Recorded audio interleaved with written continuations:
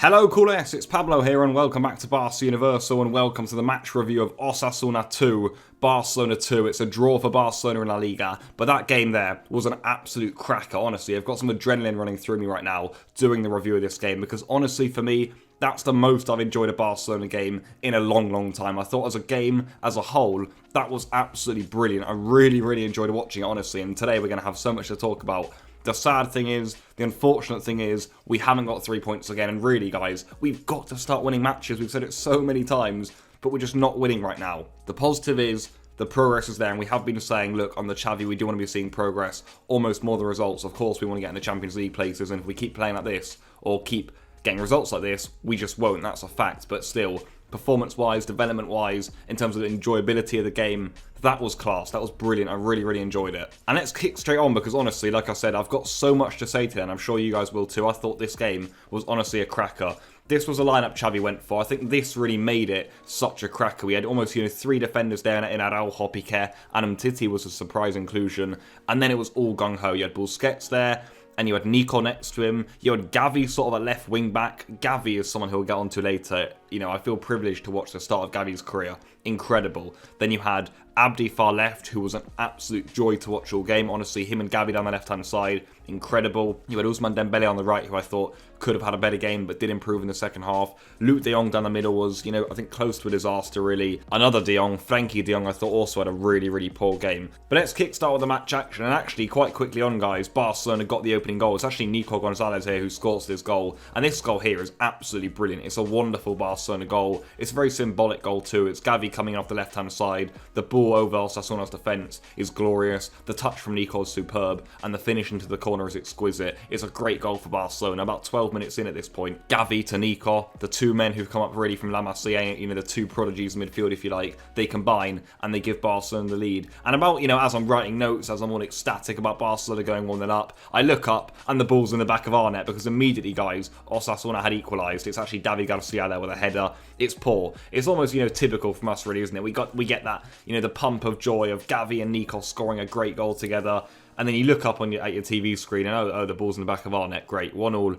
Osasuna back in it. Of course, there's a set piece. There's a header. I think it's Araujo who loses his man. Not good enough, really. And it's David Garcia who equalises for Osasuna. But I think for the rest of the half, even still, guys, we've got so much to talk about. I think, the passion that we saw from our players as a whole today was brilliant. It was really good to see. I think it was a very passionate start from Barcelona. The players were digging in all game long. I thought Gavi was incredible. I think what was a bit of an issue was maybe our setup in the way that we almost had no right wing back there with Dembele. He didn't come back too much. And then at left wing back, we had Gavi. I just felt bad for him. He did such a good job of it, honestly. So tenacious back there. But it felt a little bit of a mess for me tactically, defensively. And I honestly feel like, a different side who rely more on wingers like Osasuna don't.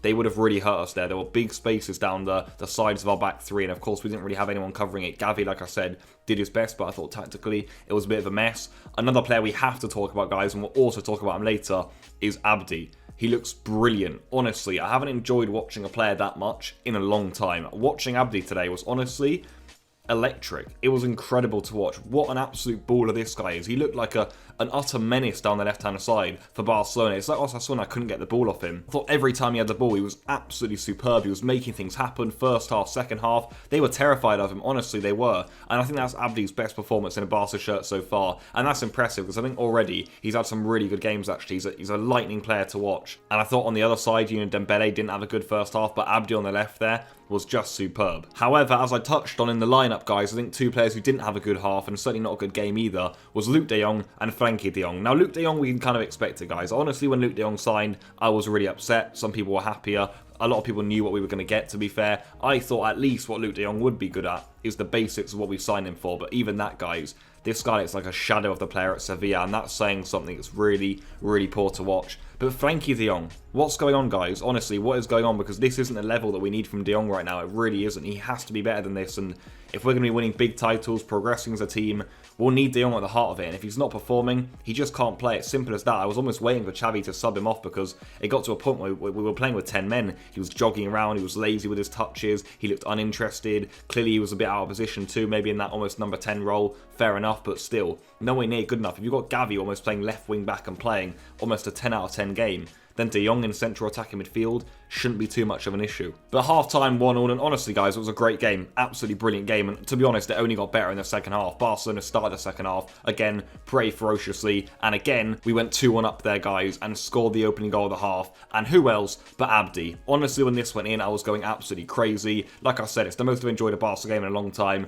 It was brilliant. It was a quick counter from Barcelona, you've got to say, well done to Nico, he brings the ball out. Great ball out to Dembele. Dembele does brilliantly on the right-hand side here. It's exactly what we want. Dembele, ball to the back post, it falls to Abde, and his finish is so good. It's really quality, and it's, you know, nothing short of what he deserved in that game. He showed his quality all half long there, and in the second half, he lashes one into the top corner. Brilliant goal for Barcelona. You know, absolute elation on the touchline there, and Abde clearly loved it, and he deserved that. Baller. Absolutely brilliant game from him.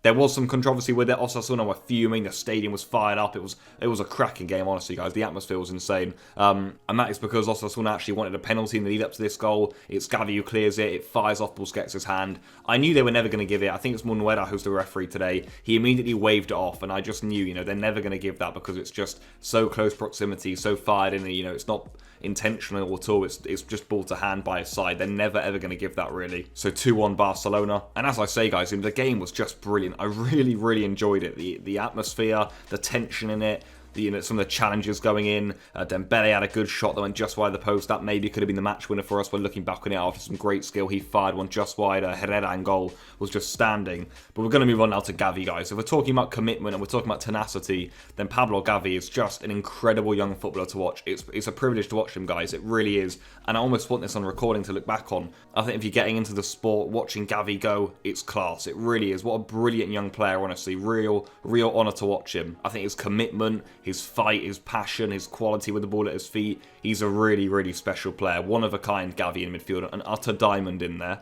But I think, honestly, guys, for a lot of the second half, we were waiting for the inevitable. I really did feel that. The atmosphere, it was almost too good, I think, because Osasuna were just so in the game. They really were at 2-1 with the fans behind them, how scrappy it was. There were yellow cards going everywhere, you know, substitutions were coming on, and it just felt like Barcelona weren't going to hang on. If we had hung on, it would have been a brilliant result. It really would have felt like a great win, in my opinion.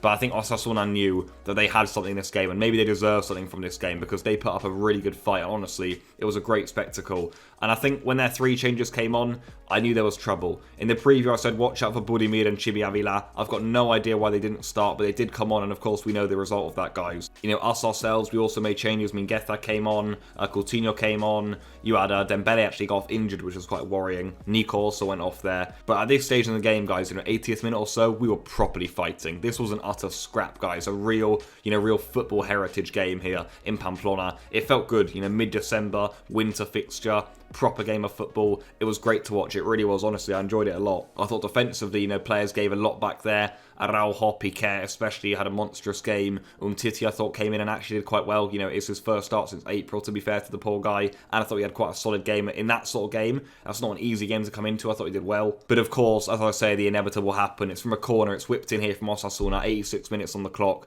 You know, we do well, to be fair, with Luke de Jong to clear the initial ball in. Then Coutinho actually does well to get a foot on the ball, you know, before I think Moncayola comes in to smash it in. But Coutinho only prods it to the edge of the area where guess who's waiting? Chimy Ávila. And he lashes this in. The finish is brilliant. I think it takes a deflection off Araujo there.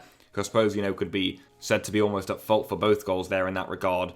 But he lashes into the corner. The finish is really good. It's an excellent strike, and it's frustrating. It is, because it was a great game of football, and as I say, to win it would have been great, but it's a wonderful strike from Ávila. Really hits it well. And of course, that means 2-2 for Barcelona. Look, we made a late change. JUTGLA came on for Abde. He actually put in a great ball late on for Coutinho, who could have won it, you know, with a better finish. Maybe a more confident Coutinho would, but it ends 2-2 after 5 minutes, or even 6 minutes of added time. Draw for Barcelona. Where does it leave us? You know, again, loitering around mid-table almost, 7th or 8th, not close enough to the top 4. We've actually got Real versus Atletico this evening. Not that it really has any relevance to us, you know. It looks like Real Madrid running away with La Liga, guys, which is sad to see, I suppose. But it is what it is, and, you know, we can't exactly do anything about it. So I think result-wise, it's annoying, it's irritating, because really, as I said, we've got to start winning matches. We've got Elche next Saturday. It just has to be a win. It absolutely has to be a win at the Camp Nou. We need our fans behind us. We've got to play well. And it has to be a win, guys. Honestly, you know, you wonder where we're going to be getting points from. You wonder whether we're going to be in next season's Champions League or not. And we have to start winning matches. But today, guys, look, I was so happy with the performance. I thought the effort was great. I think we're developing as a team. I thought that's the most I've seen Barcelona fight in maybe 2 or 3 years. And that says a lot. Really, that says a lot. Maybe that's what I'm happiest with today. Really good fight. Watching Abde and Gavi out there was brilliant. But Barcelona do drop points. Leave any of your thoughts in the comments down below. I'll be getting back to as many of you as I can after that cracker. And goodbye.